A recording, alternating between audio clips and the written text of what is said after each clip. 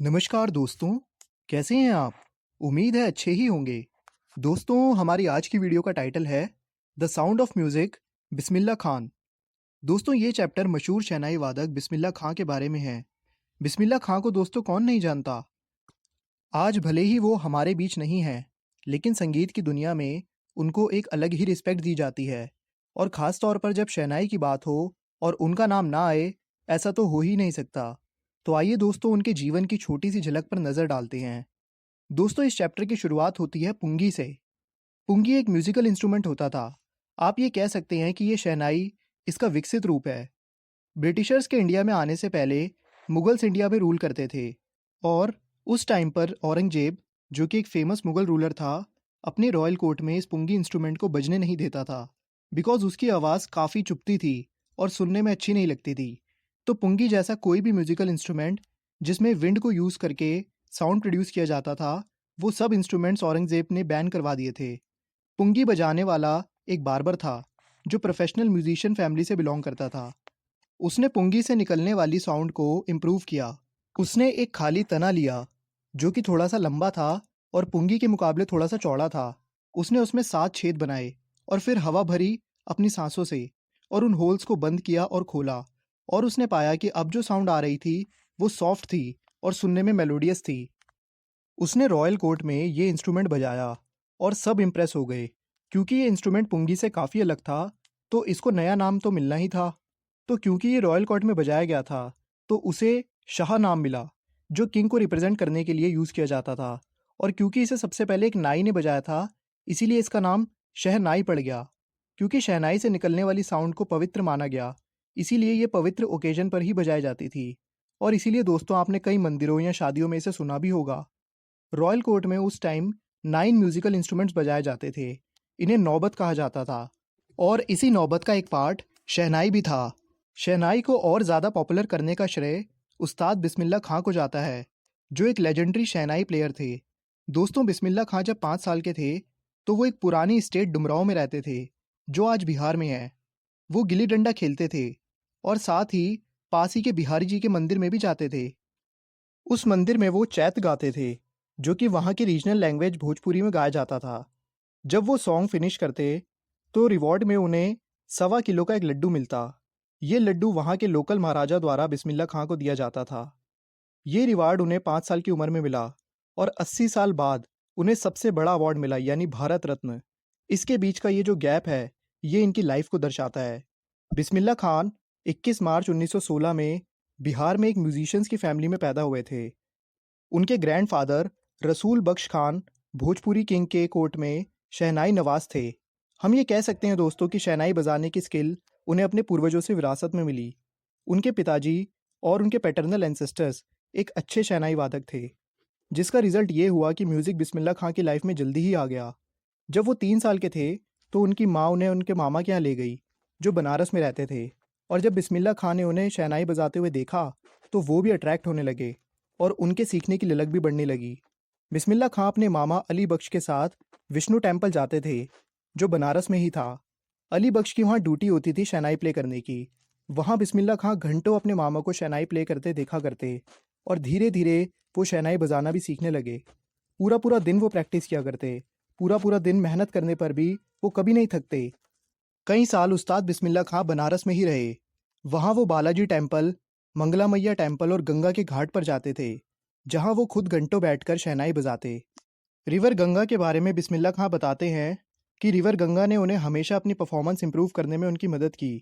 वो गंगा नदी को देखकर बहुत इंस्पायर होते थे, और कई इम्पॉसिबल राग उन्होंने जो इन्वेंट किए वो गंगा नदी को देखकर ही किए। बिस्मिल्लाह खां ने बहुत मेहनत की और ये राग इन्वेंट किए। जब बिस्मिल्लाह खां 14 साल के हुए, तो उनके मामा अली बख्श उन्हें अपने साथ इलाहाबाद म्यूज़िक कॉन्फ्रेंस ले गए। उस टाइम उस्ताद फ़याज़ खान उनकी परफॉर्मेंस से इतने इम्प्रेस हुए और उन्हें शाबाशी देते हुए कहा कि अगर वो इसी तरह मेहनत करते रहे, तो वो म्यूज़िक में अपना बहुत बड़ा नाम बनाएंगे। जब ऑल इंडिया रेडियो की शुरुआत हुई, तो उसका रेडियो स्टेशन लखनऊ में था। उस्ताद बिस्मिल्लाह खां के करियर का सबसे बड़ा ब्रेक उन्हें यहीं से मिला, और अब अक्सर उनकी शहनाई रेडियो पर सुनी जाती। 15 अगस्त 1947 को जब इंडिया ने इंडिपेंडेंस गेन कर ली, तो बिस्मिल्लाह खां ही पहले ऐसे इंडियन बने जिन्होंने रेड फोर्ट पर उस मेमोरेबल ओकेशन पर शहनाई बजाई। उस दिन रेड फोर्ट पर ऑडियंस के सामने उन्होंने राग काफ़ी गाया। उनकी परफॉर्मेंस के बाद उस टाइम पर बने first prime minister Pandit Jawaharlal Nehru ने अपनी famous speech tryst with destiny दी थी। बिस्मिल्लाह खान ने इंडिया और अब्रॉड दोनों ही जगह कई यादगार परफॉर्मेंसेस दिए। जैसे एक जगह अफगानिस्तान में उनके परफॉर्मेंस के बाद अफगानिस्तान के किंग जाहिर शाह ने बिस्मिल्लाह खां को उनकी बेहतरीन परफॉर्मेंस के लिए कई अफगानी गिफ्ट्स भेंट किए, जैसे पर्शियन कारपेट्स और कई रेयर गिफ्ट्स भी। अफगानिस्तान के किंग ही नहीं थे जो उनकी शहनाई परफॉर्मेंस से इतने इम्प्रेस हुए, बल्कि उस टाइम एक मशहूर फिल्म डायरेक्टर विजय भट्ट बिस्मिल्लाह खां की शहनाई से इतने इम्प्रेस हुए कि उन्होंने उनकी परफॉर्मेंस के बाद अपनी पिक्चर का नाम रखा गूंज उठी शहनाई। फिल्म एक हिट साबित हुई और उसी में बिस्मिल्लाह खां की कंपोजिशन में बनाया गया सॉन्ग दिल का खिलौना है टूट गया नेशन चार्ट बस्टर बन गया और इस गाने ने सारे रिकॉर्ड तोड़ डाले। इतनी सक्सेस मिलने के बाद भी बिस्मिल्लाह खां की कंपोजिशन 2 फिल्मों तक ही सीमित रही। पहली तो गूंज उठी शहनाई और दूसरी कन्नड़ मूवी सनाधि अपन्ना। इसके पीछे का रीज़न बिस्मिल्लाह खां बताते हैं कि उन्हें फिल्मों की आर्टिफिशियल दुनिया अच्छी नहीं लगती, खास तौर पर फिल्म में जो ग्लैमर होता है। इसीलिए उन्होंने ज़्यादा फिल्मों के लिए अपनी कंपोजिशन नहीं बनाई। अपनी लाइफ में बिस्मिल्लाह खां को बहुत रिकॉग्निशंस मिले और कई अवार्ड से उन्हें सम्मानित किया गया। बिस्मिल्लाह खां जी ने पूरी दुनिया में अलग अलग देशों में अपनी परफॉर्मेंसेस दी हैं। उन्होंने यूनाइटेड स्टेट्स ऑफ अमेरिका के लिंकन सेंटर हॉल में परफॉर्म किया और उन्होंने वर्ल्ड एक्सपोजिशन जो कि उस टाइम मोनेट्रियल ऑस्ट्रेलिया में ऑर्गेनाइज हुआ था उसमें भी पार्टिसिपेट किया। इसके अलावा वो कांस आर्ट फेस्टिवल और ओसाका ट्रेड फेयर जापान में भी परफॉर्म कर चुके हैं। इंटरनेशनली इतना फेमस होने की वजह से तेहरान जो कि ईरान में है, वहाँ के एक फेमस ऑडिटोरियम का नाम चेंज करके ताहर मोज़ेकी उस्ताद बिस्मिल्लाह खां रख दिया गया। हमारे देश के नेशनल अवार्ड्स पद्मश्री, पद्म भूषण और पद्म विभूषण से उन्हें ऑलरेडी सम्मानित किया जा चुका है। 2001 में उन्हें अपने करियर का सबसे बड़ा सम्मान यानी भारत रत्न मिला। वो बहुत खुश थे क्योंकि उनकी मेहनत को इतनी रिकॉग्निशन मिली। उन्होंने सम्मान लेते हुए कहा, मैं सिर्फ इतना ही कहना चाहूँगा कि प्लीज़ आप सभी अपने बच्चों को म्यूज़िक ज़रूर सिखाइए, क्योंकि म्यूज़िक हमारे हिंदुस्तान का रिचेस्ट ट्रेडिशन है और इवन वेस्टर्न लोग भी हमारे यहाँ म्यूज़िक सीखने आ रहे हैं। पूरी दुनिया में इतना ट्रैवल करने के बावजूद वो बताते हैं कि उनकी जड़ें बनारस से ही जुड़ी हुई हैं, जहाँ उन्होंने म्यूज़िक सीखा, और डुमराव जहाँ वो पैदा हुए और पले बड़े। यही 2 जगह वो बताते हैं जो पूरी दुनिया में उन्हें सबसे ज़्यादा खूबसूरत लगती हैं। इससे पता चलता है कि इतनी कामयाबी और शोहरत के बावजूद वो कितने डाउन टू अर्थ थे। एक बार बिस्मिल्लाह खां के एक स्टूडेंट ने उनसे यूएसए के अंदर शहनाई स्कूल खोलने के लिए रिक्वेस्ट की और उसने उन्हें प्रॉमिस किया कि वो बनारस जैसा मंदिर वहाँ बनवा देगा और बनारस जैसा एटमॉस्फेयर वहाँ क्रिएट करवा देगा। इस पर बिस्मिल्लाह खां ने जवाब दिया कि क्या वो गंगा नदी को भी वहाँ ट्रांसपोर्ट करवा सकता है। बाद में वो अक्सर ये बात याद करते हुए बताते थे कि जब मैं फॉरेन कंट्री में होता हूँ तो हमेशा हिंदुस्तान को याद करता हूँ, जब मैं मुंबई में होता हूँ तो बनारस को याद करता हूँ और जब मैं बनारस में होता हूँ तो मैं डुमराव के फेमस मट्ठा को याद करता हूँ। उस्ताद बिस्मिल्लाह खां की लाइफ एक परफेक्ट एग्जाम्पल है इंडिया के रिच और कल्चरल हेरिटेज का। उनका काम किसी भी धार्मिक बंधन से बहुत आगे था। हालांकि वो धर्म से एक मुस्लिम थे, लेकिन हर सुबह वो काशी विश्वनाथ टेम्पल में शहनाई बजाते।